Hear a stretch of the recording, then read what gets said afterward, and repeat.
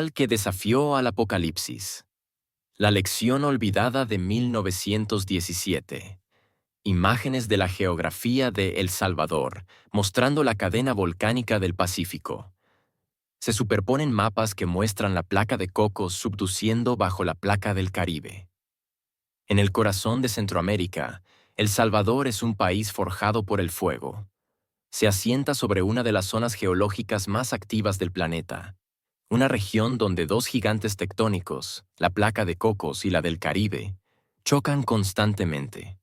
Este abrazo de placas ha dado vida a una cadena de más de 40 volcanes, con la ciudad de San Salvador en el epicentro de esta dinámica.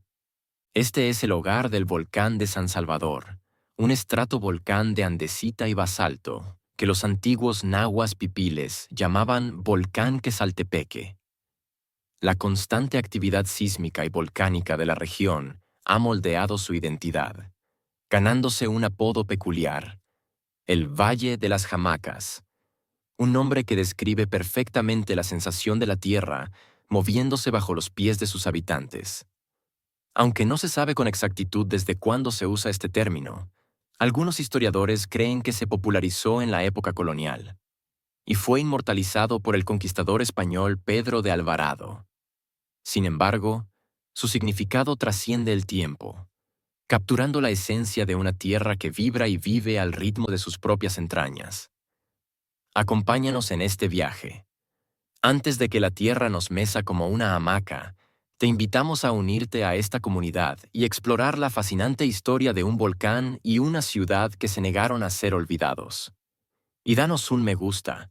La cadena volcánica centroamericana, una impresionante hilera de volcanes que se extiende a lo largo de 1.100 kilómetros, es el resultado de un proceso geológico fundamental conocido como subducción. Este fenómeno ocurre en una zona de contacto de dos placas tectónicas.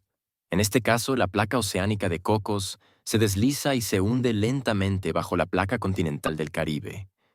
La subducción es un proceso continuo que moldea la geografía de la región y es la razón de su alta sismicidad y actividad volcánica.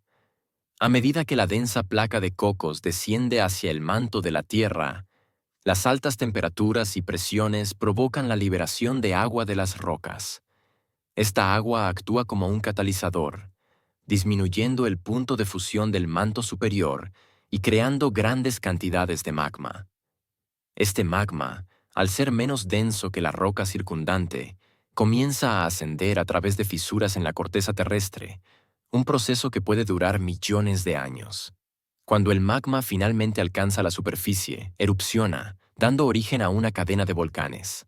Estos volcanes se alinean paralelamente a la zona de subducción.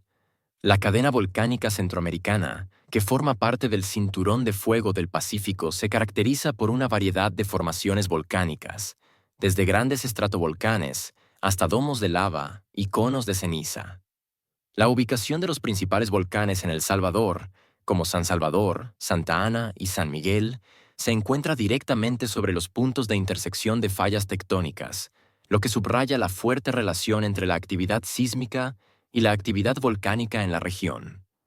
A principios del siglo XX, San Salvador era una ciudad en pleno auge. La economía del país giraba en torno a su grano de oro, el café, que impulsaba la modernización a un ritmo vertiginoso. La ciudad se transformaba, atrayendo a miles de inmigrantes de las áreas rurales, lo que causaba un crecimiento ciudadano sin precedentes.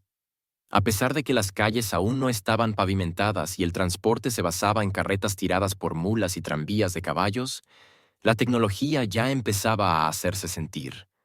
La energía eléctrica era una novedad fascinante, y la fabricación de hielo era una innovación que marcaba una nueva era.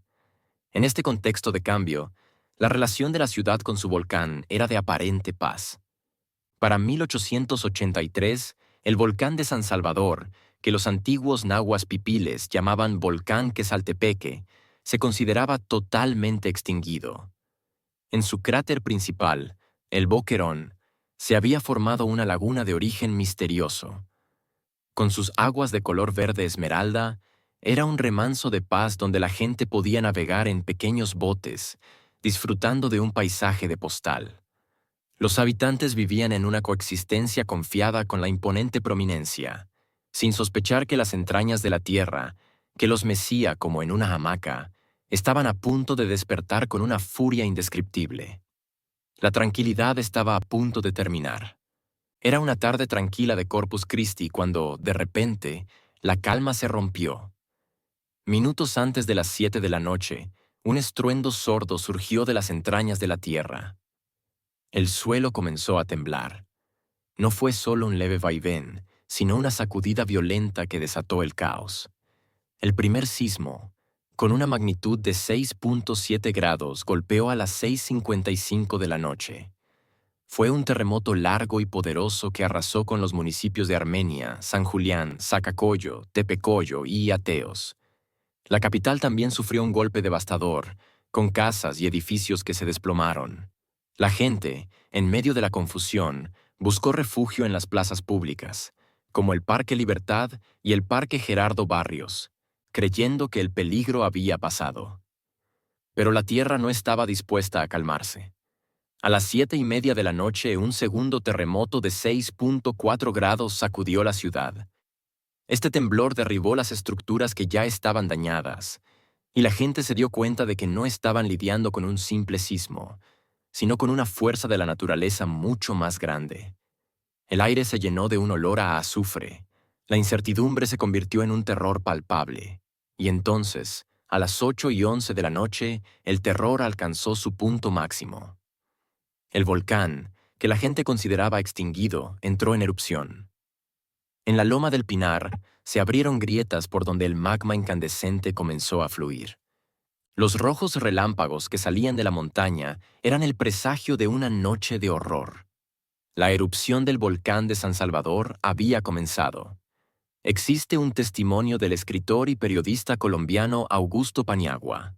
Ricardo Arenales y Porfirio Barba Jacob son los seudónimos Miguel Ángel Osorio Benítez. Se le recuerda como un poeta maldito y vagabundo. Sentimos que revientan las raíces de los árboles. Pasa por debajo de nuestros pies una onda que nos da frío y hace erizar nuestros cabellos. A ese movimiento sucede otro y el terror aumenta a cada vaivén de la tierra y de las cosas. ¡Horror! ¡Horror! A las 8:11 de la noche, el volcán, que la gente consideraba dormido, explotó. Rojos relámpagos se veían en la distancia.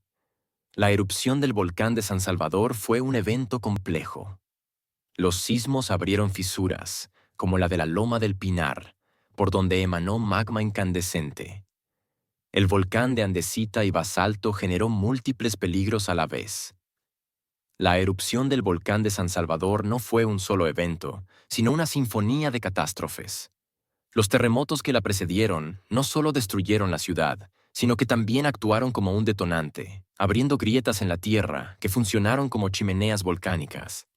Fue en la Loma del Pinar, en el borde del Boquerón, donde la tierra se desgarró, y el magma incandescente comenzó su ascenso.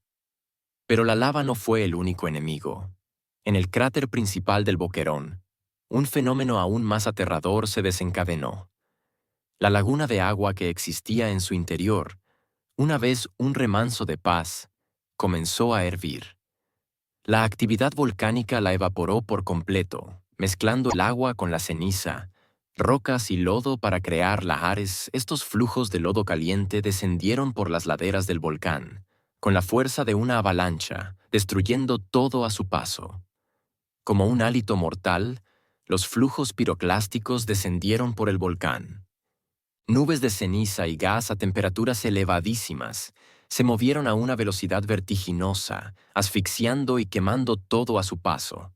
La combinación de estos fenómenos convirtió la noche en un infierno. Al final de la erupción, un nuevo cono de ceniza, conocido como el Boqueroncito, emergió del fondo del cráter, un testimonio de la furia que había estallado desde las entrañas de la tierra. Cuando amaneció el 8 de junio de 1917, el Valle de las Hamacas se reveló en su forma más brutal. La combinación de los terremotos y la erupción fue catastrófica. De las 9.000 casas que existían en la capital, se calcula que solo 200 quedaron intactas. Miles de edificaciones públicas y privadas quedaron inutilizadas, incluyendo la central de correos y la escuela de medicina, borrando del mapa gran parte de la naciente modernidad de la ciudad. El saldo de la tragedia fue abrumador. Se estima que alrededor de 1.050 personas murieron solo en San Salvador. Sin embargo, en medio de la destrucción, se reveló una lección crucial.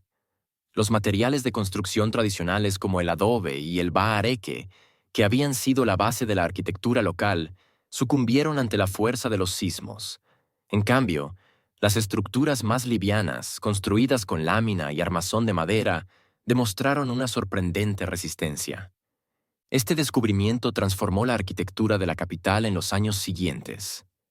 El gobierno salvadoreño, reconociendo la importancia de este material, fomentó su uso y comenzó a importarlo directamente desde fábricas en Francia y Bélgica. La actividad eruptiva continuó hasta finales de octubre de 1917. Al final, dejó una cicatriz profunda en el paisaje y en la memoria de la nación.